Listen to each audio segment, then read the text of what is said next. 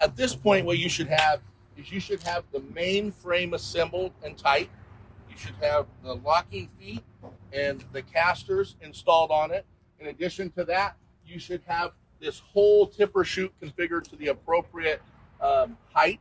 And what you want to do real quick is you want to take a tape measure from the floor up to the center of this pivot point and take the measurement. And then you want to take your tape measure and measure up to the center of your aluminum bushing there and make sure that's pretty darn close. It's going to be a little bit off because we haven't tightened these yet, but it's going to be pretty darn close. So you've taken your measurements and you're going to join these two pieces of equipment.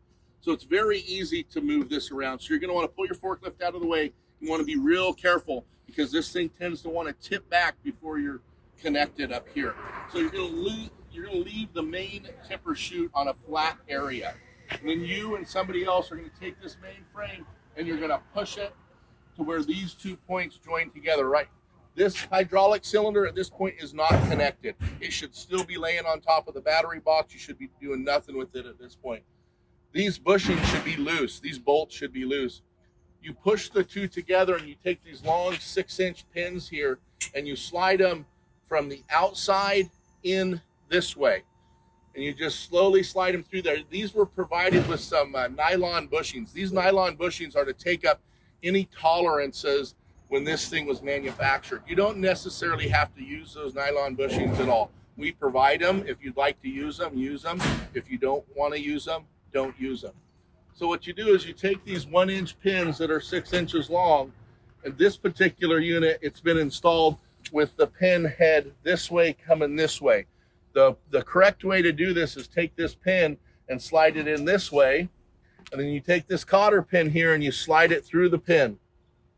And then what you want to do is the reason there's slots in the side of this main frame here is you want to bend that cotter pin over that stops this main pin from rotating so that it creates more wear. Once you have both of these pins in place, you're on a flat area, everything seems good. At that point is when you want to tighten these bolts right here, and you want to tighten them quite tight. These bushings right here, they're bronze on the inside. They're oiled bronze. Then it has some rubber around there that then connects to the aluminum housing. The reason that is because those bronze bushings are oil. When it rotates, it'll lubricate that pin.